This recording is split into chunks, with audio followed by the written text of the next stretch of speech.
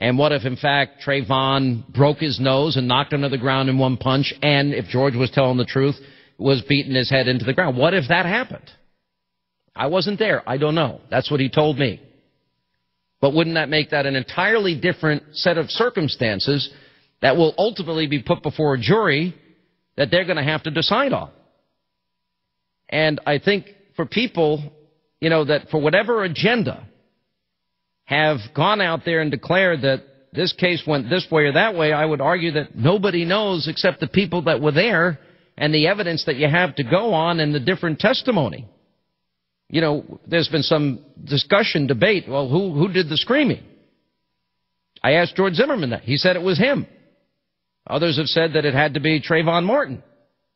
Okay, I would assume by the end of this case you'll know who did the screaming. So you don't have to make a decision.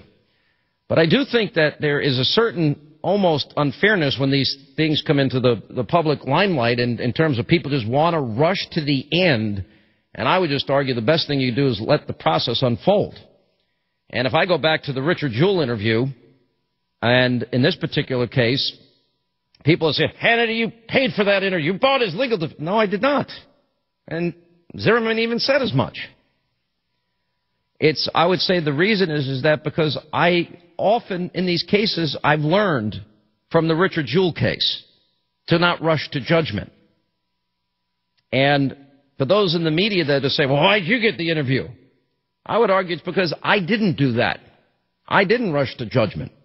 Maybe that's my answer. I don't believe you. Well, a lot of people don't believe, anything I say anyway, so what do I care? I don't care what critics say. But that was a big lesson for me. It had a profound impact on future cases in terms of legal cases that we cover. Now you have your own belief system, your own questions. There are things that come up. But the idea that somebody can't even defend, I thought we were innocent until proven guilty in this country. And are there circumstances in cases? Anyway, I'll let the interview speak for itself.